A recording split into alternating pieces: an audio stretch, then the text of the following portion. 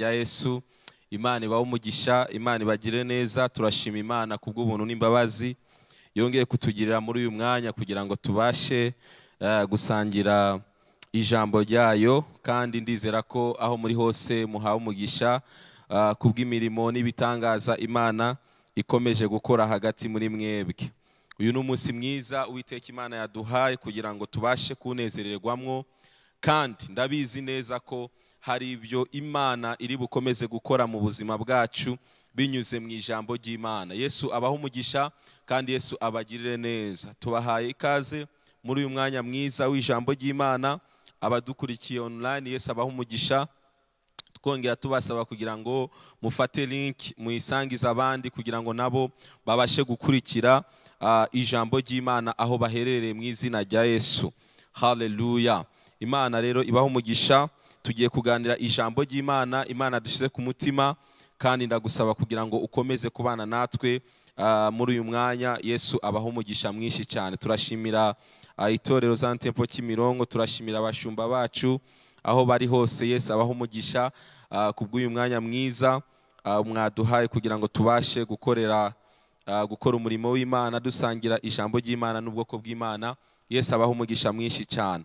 Reka dusenge ubundi twinjire mu mwanya w'ijambo ry'Imana Imana duteguriye muri uyu mwanya. Data, turagushimiye mu izina rya Yesu, wakoze kutugirira neza, wakoze kuduha amahirwe yo kuba muri uyu mwanya kugira ngo tubashe kuvuga ijambo ryawe. Ni ubuntu budasanzwe watugiriye Mwami. Turasenze kugira ngo Mwuka wawe akomeze kubana natwe, uvugane n'imitima yacu, kandi abantu bose badukurikiye bahabwa umugisha nawe Mwami. Nanjye ugiye kugabura ijambo ryawe, nanjye mpabwa umugisha nawe kubw'icubahiro cyawe. Urakoze kuri Imana igira neza, icyubahiro gikomeze kuba icyawe mu izina rya Yesu Kristo. Amen. Haleluya. Yesu abaho umugisha kandi Yesu abagirire neza mu izina rya Yesu. Turi mu cyumweru cyiza ubwo turi kuganira ijambo ry'Imana rivuga ngo hamwe no gutabagwa n'Imana tuzagerayo. Haleluya. Iyi teme ni nziza cyane. Ubwayo umutwe w'ijambo wonyine ubwayo kuwumva gusa byagutera no kuvuga amen. Haleluya. Kumva ino teme yonyine gusa ngo hamwe no gutabagwa n'Imana tuzagerayo. Ntabwo ari ugutabagwa n'abantu, ntabwo ari ugutabagwa n'abo muvukana, ni ugutabagwa n'Imana ngo tuzagerayo. Yesu ashimwe cyane. Haleluya. Imana izakugeza aho yaguteguriye mu buzima bwawe. Imana izakwinjiza mu gihugu cy'amasezerano yagusezeranije mu buzima bwawe. Niyo wahura n'ibikomeye, niyo wahura n'intambara, niyo wahura n'ibiguca intege, haleluya, hamwe n'Imana tuzagerayo. Naje kukwibutsa muri kino gitondo nanjye nkubwira ngo hamwe n'Imana uzagerayo, hamwe n'Imana uzagera ku bikomeye. Wicika intege, haracyari umugambi mwiza, haracyari umugambi mugari w'Imana ku buzima bwawe. Birashoboka ko uyu munsi ureba iburyo n'ibumoso ukabona hari inzitizi nyinshi, ukabona hari intambara nyinshi, ukabona hari ibiguca intege byinshi, ariko hamwe n'Imana uzagerayo mu izina rya Yesu. Ibiguca intege nubwo bihari, hamwe n'Imana uzagerayo, uzagerayo. Bwira umutima wawe utuze, bwira umutima wawe utekane. Ibyo bibazo byose ubona imbere yawe, izo ntambara zose ubona imbere yawe, nibigusunikira mu mugambi w'Imana, nibigusunikira mu mugambi w'Imana. Haleluya. Nagira ngo ubwire muri uyu mwanya, hari igihe Satani aduteza ibibazo, hari igihe Satani aduteza ibigeragezo, hari igihe Satani aduteza intambara, akagira ngo ari kutugirira nabi, akagira ngo ari kutwica, akagira ngo araturangije. Ahubwo izo ntambara n'ibyo bibazo ari kuduteza bigadusunikira kwinjira mu masezerano yacu. Haleluya. Hamwe n'Imana uzagerayo mu izina rya Yesu. Reka nkubwire ngo hamwe n'Imana uzagerayo mu izina rya Yesu. Umwanditsi wa Zaburi igice c'124 ku murongo w'8 yaravuze ijambo ryiza cyane, aravuga ngo gutabagwa kwacu kubonerwa mu izina ry'Uwiteka waremye isi n'ijuru. Gutabagwa kwawe mwene data, gutabagwa kwanje nta handi guturuka, kuraturuka ku Uwiteka. Oh haleluya. Imana yaremye isi n'ijuru. Haleluya. Abantu bashobora kuguca intege bakakubwira ngo ntuzagerayo, ntabwo uzagerayo, ariko reka nkubwire, wiyita ku majwi y'abantu, wiyita ku byo abantu bakubwira. Humura, gutabagwa kwawe kuraje, gutabagwa kwawe kuri hafi. Uwiteka Imana yavuganye nawe, Uwiteka Imana yaganirije umutima wawe, yiteguye kugwana intambara ku bwawe, yiteguye kugusunika, yiteguye kugushigikira, yiteguye kukwinjiza mu gihugu cy'amasezerano. Haleluya. Wicika intege mwene data. Hari igihe Satani atwereka ibibazo n'intambara akagira ngo araturangije, ariko Imana ibifite umugambi mwiza ku buzima bwawe. Imana yaganirije Yosefu, Yosefu iramubwira ngo Yosefu, uzaba umuntu ukomeye cyane, uzaba umuntu ukomeye cyane. Bene wanyu, barumuna bawe, abo muvukana n'ababyeyi bawe bazagupfukamira, bazagucira bugufi. Yosefu yakira iryo sezerano ry'Imana. Imana iramuha isezerano, iramuyerekwa, iramubwira ngo Yosefu, hari ahantu uri kugana, hari ahantu ndi kuganisha ubuzima bwawe, hari ahantu ushaka kuzagera mu buzima bwawe, hari bikomeye cyane zagukoresha mu buzima bwawe. Icyo gihe Yosefu abwirwa ayo magambo, birashoboka ko yarebaga umuryango arimo, akareba ahantu atuye, akareba bene wabo, akareba aho akomoka, agatekereza ko bitashoboka. Ariko kubera ko yari azi ko Imana yivuze, isezeranye ikintu iragikora. Haleluya. Abantu bagerageje, bane baba bagerageje kumwanga, bagerageza kumugwanya. Yosefu igihe kimwe abasanga aho bari, baravuga ngo reka tumwice, reka tumurangize, kugira ngo ibyo yavuze, ibyo yarose, ibyo yatubwiye bitazasohora. Bagerageza uko bashoboye kose kugira ngo bamwice. Bibiliya yatubwira ngo baramufashe, bamujugunya mu cyobo. Iyo umuntu afite isezerano ry'Imana, iyo umuntu afite icyo Imana yavuganye nawe, ntabwo ashobora kubura intambara. Intambara zihoraho, ibigeragezo bibaho, ibicana intege bibaho. Iyo umuntu afite isezerano ry'Imana, iyo umuntu afite ahantu agana, ibimuca intege biba byinshi cyane. Yosefu wari ufite isezerano, igitondo kimwe yisanze ari mu cyobo, atabasha kunyeganyezwa, ariko umugambi w'Imana urakomeza. Nagira ngo ubwire ngo icyo cyobo yari arimo, Imana yari gikomeje umugambi, yari ikomeje isezerano ryayo, kuko Imana niyo yari izi ahantu Yosefu agomba gutabarirwa, niyo yari izi ahantu Yosefu amasezerano ye agomba gusohorerwa. Aho hantu mu cyobo yari inzira imuganisha mu masezerano. Ibyo bibazo ubona imbere yawe birimo umugambi w'Imana ugusunikira mu isezerano ry'Imana. Ibyo bigerageza ubona, izo ntambara ubona, ibyo bintu biguca intege, reka nkubwire, bireke bikomeze bize ku buzima bwawe. Wewe gusa uhagarare ushikame, uvuge ngo hamwe n'Imana nzatabagwa, hamwe n'Imana nzagerayo. Uyu munsi birashoboka ko umeze nka Yosefu ari mu cyobo, ariko Yosefu ntabwo yahoze mu cyobo, ntabwo yagumye mu cyobo. Igihe cy'Imana kigeze, Yosefu yavuye mu cyobo, kandi abamujugunye mu cyobo nibo batekeje ngo ya reka tumuvaneho. Yosefu bamuvana mu cyobo. Reka nkubwire, ahantu ugeze ukabona ubuzima burakomeye, aho nyene hari ugutabagwa n'Imana, hari ikiganza cy'Imana kiri buze kigufate, kikuvanaho hantu, gikomeze kugusunikira mu isezerano ry'Imana. Hamwe n'Imana tuzatabagwa bene data, hamwe n'Imana tuzatabagwa. Umuntu wese ushikamishije amaso yo kwiteka agomba gutabagwa, agomba kugirirwa neza. Yosefu wari ufite isezerano ry'Imana, ava mu cyobo, aragurishwa, yisanga muri Egiputa. Ageze muri Egiputa naho ubuzima ntibwamworoheye, igitondo kimwe yisanga muri gereza. Ariko izo ngendo zose Imana yari nyuma ye, imubwira ngo Yosefu komera, shikama, urugendo ruracyakomeje. Icyo navuganye nawe, icyo nagambire ku buzima bwawe, ugomba kukigeramo, ugomba kugihagararamo. Mwene data unkurikiye, nagira nkwibutse ngo icyo Imana yavuze ku buzima bwawe, icyo Imana yagambire ku muryango wawe, icyo Imana yagambire ku itorero, icyo Imana yagambiriye ku muhamagaro kizasohora. Ibyo byose ubona biguca intege n'ibigusunikira mu isezerano ry'Imana, wowe komera, ushikame, uhagarare mu mwami. Uhagarare mu mwami. Niwemerera amajwi aguca intege, niwemerera amajwi akunaniza, niwemerera amajwi haleluya akubwira ngo ntibikunda. Nagira nkubwire ngo birakunda, kuko Uwiteka Imana ari mu ruhande rwacu. ari mu ruhande rwacu. Umuntu wese ujya gutabagwa aba yabuze imbaraga, aba yagerageje gukora uko ashoboye kose ariko bikanka. Ariko Imana ihagurutse gukora, nta muntu n'umwe ubasha kubuza Imana gukora mu buzima bwawe.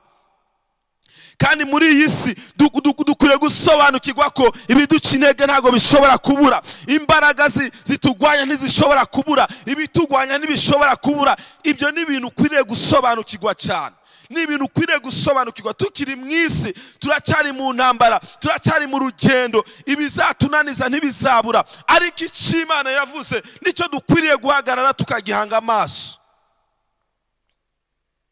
Haleluya, haleluya.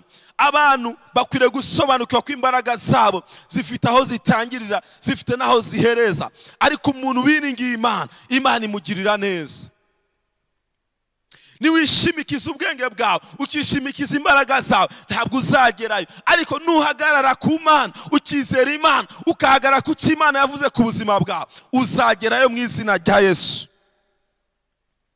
Nukoresha ubwenge bwawe gusa, ugakoresha imbaraga zawe gusa, ukumva ko uri umuntu ushoboye, reka nkubwire, ntabwo uzagerayo. Nushaka gutwaza ibintu byose, imbaraga zawe, ubumenyi bwawe, ibyo wize, ibiki, ntabwo uzagerayo. Kuko hari n'abandi babigerageje, bashaka gukoresha imbaraga zabo, bashaka gukoresha umuhate wabo bose, ariko ntibigeze bagerayo. Imana itari kumwe nawe mwene data, ntabwo ushobora kugerayo. Imana itari kumwe nawe, ntabwo ushobora kugerayo. Hari inkuru idasanzwe iri mu Itangiriro igice cya 11, ni inkuru twese tuzi, y'abantu bashatse kugira ibyo bakora, ariko kuko Imana itari kumwe nabo ntabwo bigeze bagerayo. Nagira ngo tubanze duhere hano kugira ngo tubashe gukomeza inyigisho yacu y'uyu munsi, maze nkwereke ngo utari kumwe n'Imana, Imana itagushigikiye, ntabwo wagerayo. Ariko uri kumwe n'Imana ubasha kugerayo. Aba bantu bo mu Itangiriro igice cya 11, Bibiliya tubwira ngo isi yose yari ifite ururimi rumwe n'amagambo amwe. Ngo bagenda berekeye iburasirazuba, babona ikibaya kiri mu gihugu cy'Ishinari, barahatura. Barabwirana bati, mureke tubumbe amatafari tuyotse cyane. Kandi bagiraga amatafari mu cyimbo cy'amabuye, bakayafatanisha ibumba mu cyimbo cy'ibyondo. Baravuga bati, mureke twiyubakire umudugudu n'inzu y'amatafari ndende izagere ku ijuru, kugira ngo twibonere izina rimenyekana, twe guhatanira gukwira mu isi yose. Aba bantu bari bafite umugambi wo kubaka umudugudu munini, wo kubaka umunara muremure. Baravuga ngo mureke twiyubakire umudugudu. Ari iki kintu kibabaje, nuko Bibiliya ivuze ngo bashakaga kwiyubakira izina ryabo. Nta cyubahiro cy'Imana cyari kiri mu kubaka uwo mudugudu n'uwo munara, ahubwo bashakaga ngo kumenyekana, ngo amazina yabo amenyekane.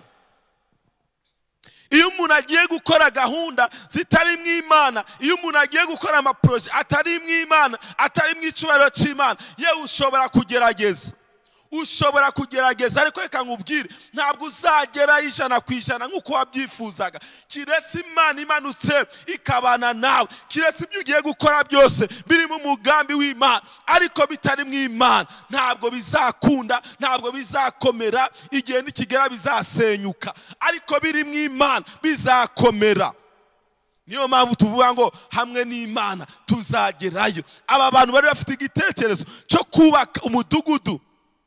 Bibiliya ivuga ngo Uwiteka amanurwa no kureba umudugudu n'inzu ndende. Ni ukuvuga ngo aba bantu umugambi wabo bari bamaze kuwutangira, bubaka umudugudu, bubaka n'inzu ndende. Ngo abana b'abantu ngo bubatse, Uwiteka aravuga ati, dore aba bantu n'ubwoko bumwe, n'ururimi rumwe. Ibyo nibyo babanje gukora, none nta kizabananira gukora bagishatse. Ngo reka manuke tubahindurire ururimi rwabo rubemo nyisi zinyuranye, be kumvikana. Imana yaramanutse isenya system, isenya ibintu bubatse, isenya ibitekerezo byabo. Kubera iki?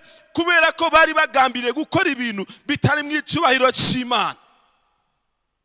bari bagambire gukora ibintu bitari mu icyubahiro cy'Imana. Nagira ngo utangarize mwene data unkurikiye, niba ushaka gukomera muri iyi si, niba ushaka gusiga amateka, niba ushaka kubaka ibintu bizima, uzubakire ku mategeko n'amabwiriza y'Uwiteka Imana, kuko ibindi byose bizasenyuka, ibindi byose ntabwo bizakomera. Nuhagarara ku cy'Imana ivuga, nuhagarara mu masezerano y'Imana, ugakora ubushake bw'Imana, ugakora ibyo Imana ivuga, uzakomera kandi uzagera ku bikomeye cyane. Niba hari ikintu wifuza kugeraho gikomeye, uzisunga Imana, kubera imbaraga zacu zifite aho zitangirira, zifite n'aho zigarukira. Reka mbisubiremo, niba wifuza gukora ibintu bikomeye cyane, uzisunga Imana, uzisunga imbaraga z'Imana, kuko imbaraga zacu twege nk'abana b'abantu zifite aho zitangirira, zifite n'aho zihereza, ariko imbaraga z'Imana zihoraho iteka ryose. Imbaraga z'Imana zihoraho iteka ryose. Niyo mpamvu turi kuvuga ngo hamwe n'Imana tuzagerayo. Niba waragerageje gukora ibintu bikanga, ukoresheje ubwenge bwawe, ukoresheje imbaraga zawe, uyu munsi hindura ibitekerezo. Hindura ibitekerezo, utangire kugendana n'Imana, nibwo uzabasha kugera ku bintu bikomeye cyane. Yesu abaho umugisha mwinshi cyane. Iyo dusoma muri Bibiliya rero, Bibiliya igenda itwereka ingero nyinshi cyane. Hari abantu muri Bibiliya bisunze Imana, Imana ibagirira neza. Kandi benshi muri aba bantu bari bafite ubuhanga, bari bafite ubwenge, bari bakomeye, ariko baravanga ibi bintu ntabwo twabikora twenyene tutari kumwe n'Imana. Urugero rwa mbere ni umuntu witwa Mose. Mose twese turamuzi. Imana yamuhaye mission yo gukura Abisirayeli muri Egiputa. Abisirayeli bwari ubwoko bw'Imana, bwari bumaze imyaka myinshi cyane buri muri Egiputa, ariko Imana ibwira Mose ngo, Mose, abana banje ndashaka kubakura mu buretwa, ndashaka kubakura mu buretwa bwa Farawo. Hari ahantu ushaka kubajyana, ndagusaba ngo Mose uhaguruke, ufate ubwoko bwanje, ubuhagurutse uvane muri Egiputa, ubujyane mu gihugu cy'isezerano.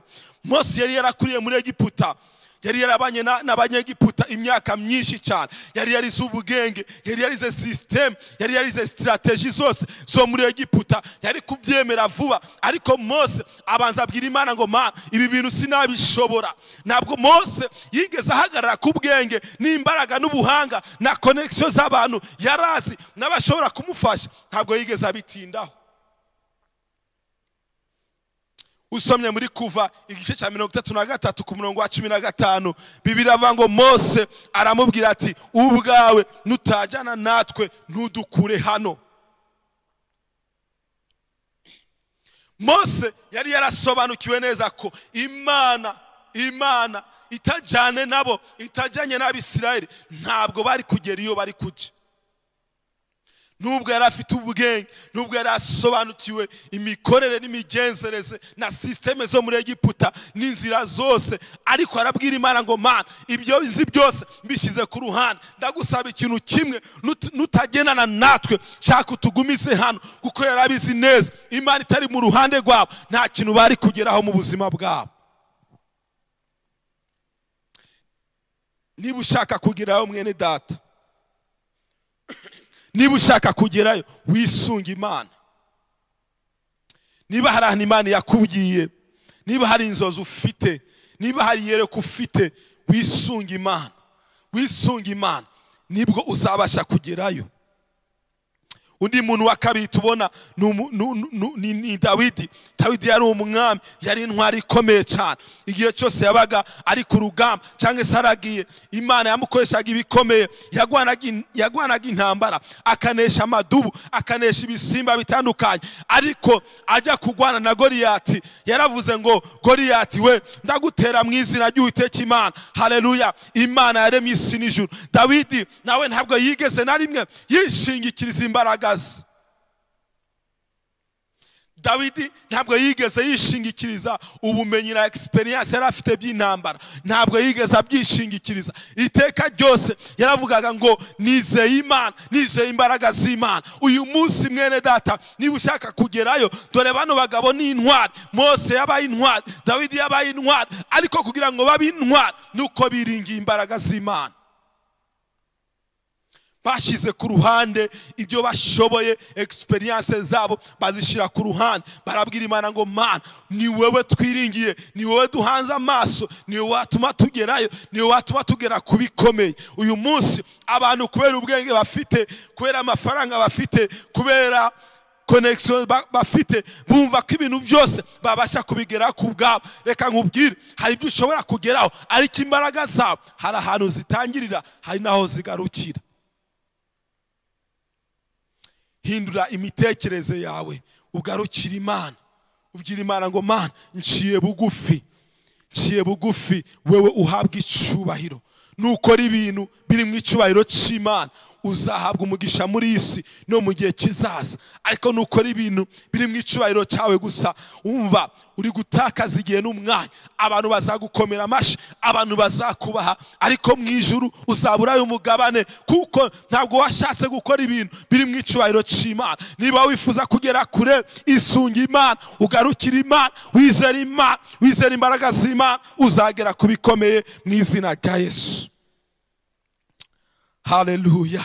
Paulo nawe ni umwe mu bantu Imana yatoranije, ariko Paulo nubwo nawe yari umuntu ukomeye, yari umuntu w'umuhanga, yize amashuri akomeye cyane, ariko yageze ahantu amaze gusobanukirwa Imana, amaze gusobanukirwa ubuntu bw'Imana, yandika mu gitabo cy'Abafilipi igice cya 4:13 aravuga ngo nshobozwa byose na Kristo umpa imbaraga.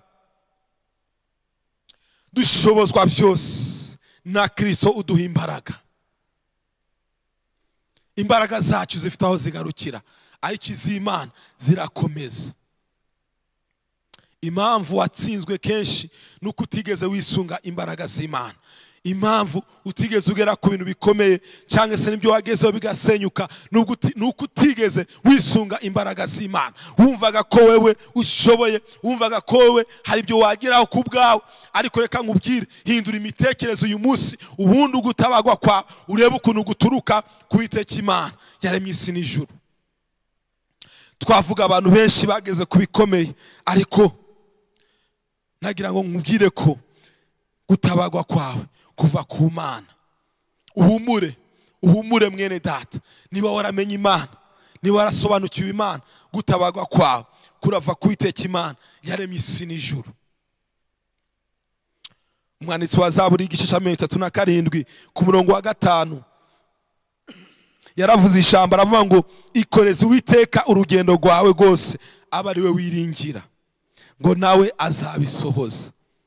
Yesu ashimwe cyane, ngo nawe azabisohoza. Ikoreze Uwiteka urugendo rwawe, ikoreze Uwiteka gahunda zawe, ibyo utekereza byose, ibyo wiyumvira byose, byikoreze Uwiteka, byereke Imana, niyo izabasha kubisohoza. Mwibuke turi kuvuga ngo hamwe n'Imana tuzagerayo. Ayo maproje ufite mwene data, ibyo bintu uri gutekereza mu mutwe wawe byose, byereke Imana. Byereke Imana, nibwo uzabasha kugerayo. Ibi ngibi nubasha kubyumva, biraza gutuma uhindura icyerekezo, biraza gutuma uhindura imitekerereze yawe. Numenya ko Imana, nusobanukirwa ko Imana ari izatuma bikunda, ari izatuma bikomera, uraza guhindura imitekerereze yawe, uraza kugarukira Imana.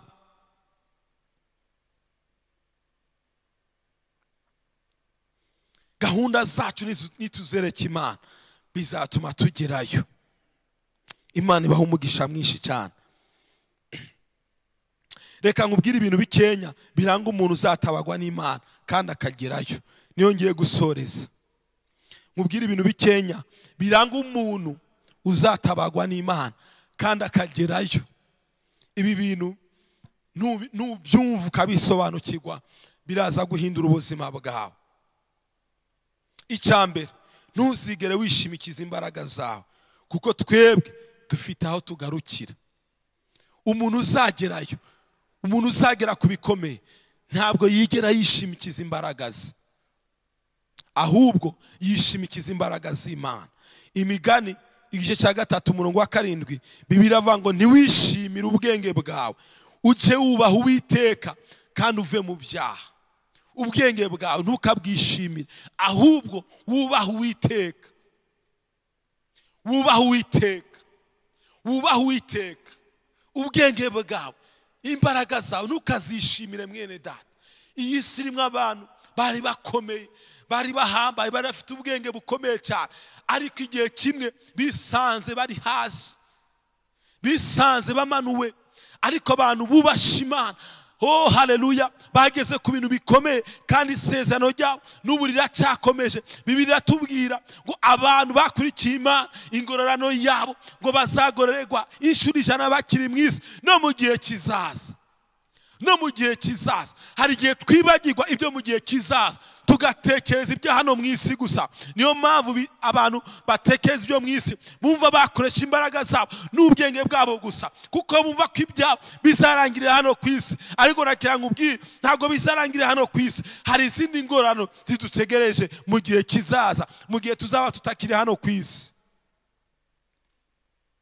Mu gihe tuzaba tutakiri hano ku isi, hari izindi ngororano zidutegereje. Niyo mpamvu ibintu byose dukora tugomba kubikora twisuze agenda y'Imana, twisuze gahunda z'Imana. Yesu ashimwe cyane. Ibyo uri kurakora byose, reba niba biri mu murongo w'Imana, reba niba bihabanye n'iby'Imana ishaka. Hari gahunda y'Imana, hari iby'Imana yateguye. Reba niba uri muri uwo murongo mwene data, kugira ngo uzagororerwe ibyo mu isi, ugororerwe n'iby'ubugingo buhoraho.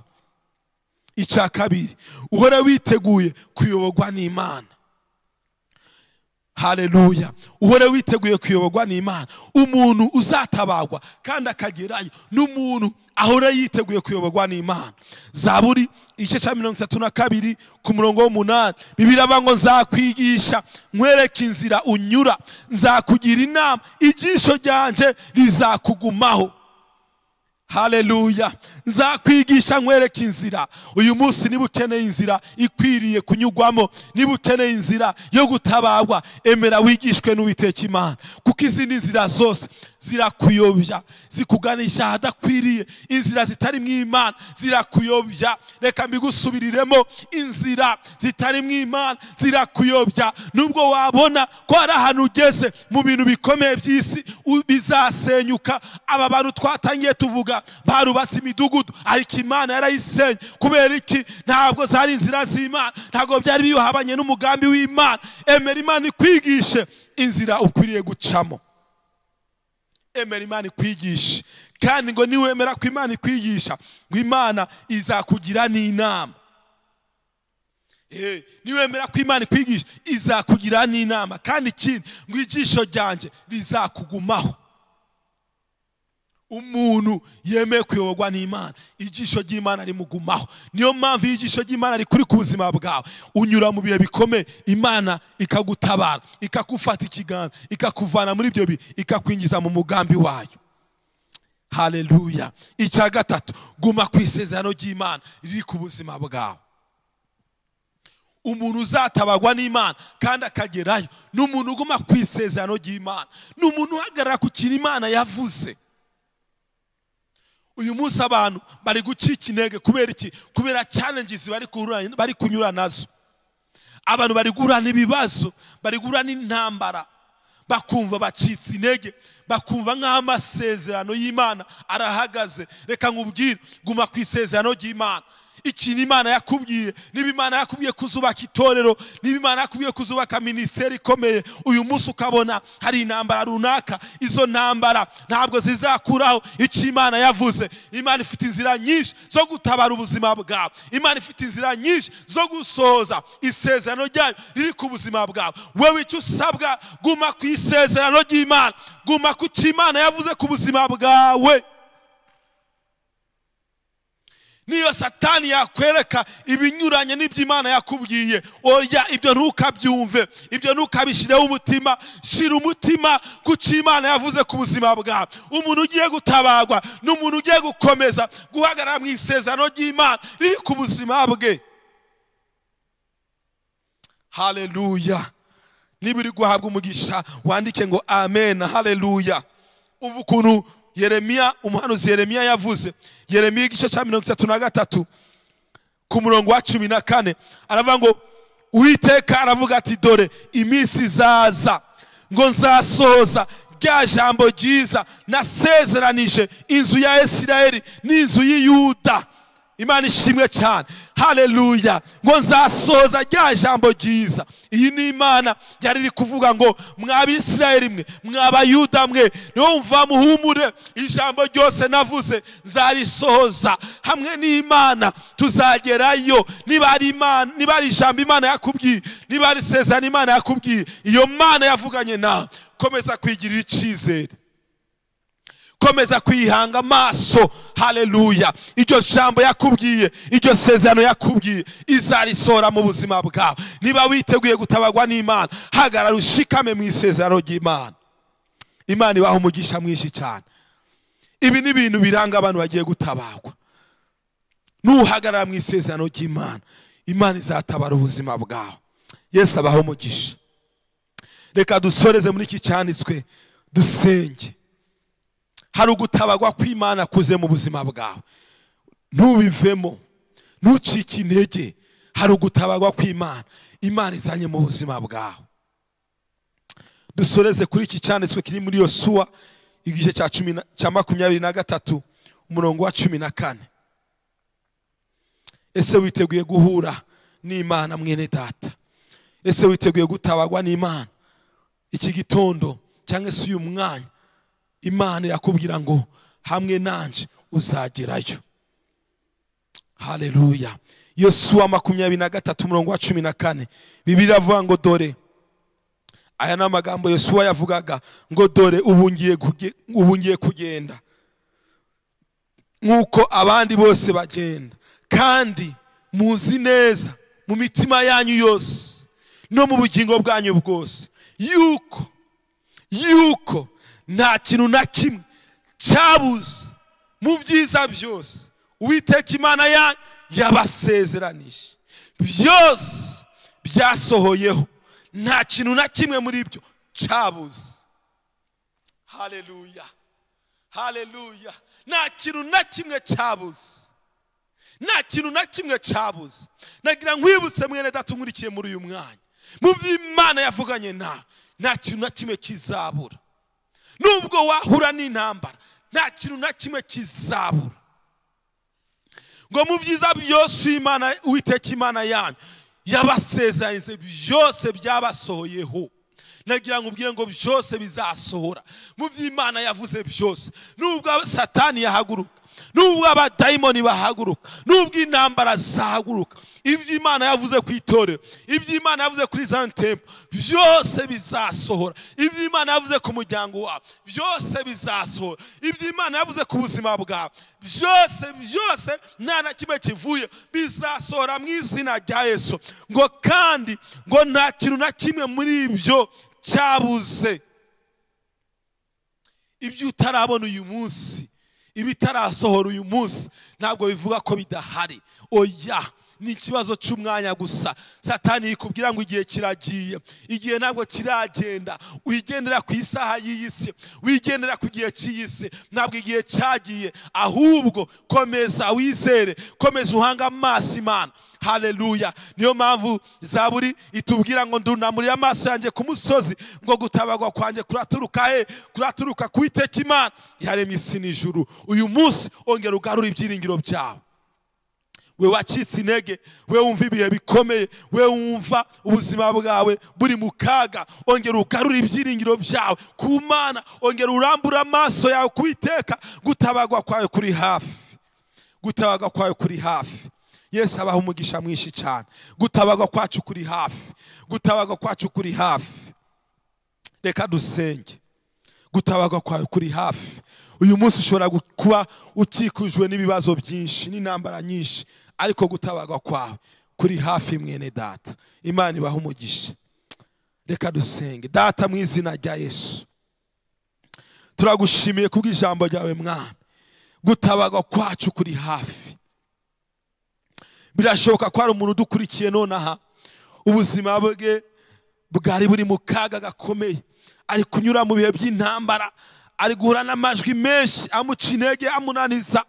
Ariko Mwami Imana, kubwira ijambo ryawe ngo nta cyiza na kimwe ngo kigeze kibura, ngo kandi ngo nta jambo na rimwe ngo wigeze uvugana natwe ngo ritigeze risohora. Mwami, ndasenze kugira ngo ukomeze ubwoko bwawe.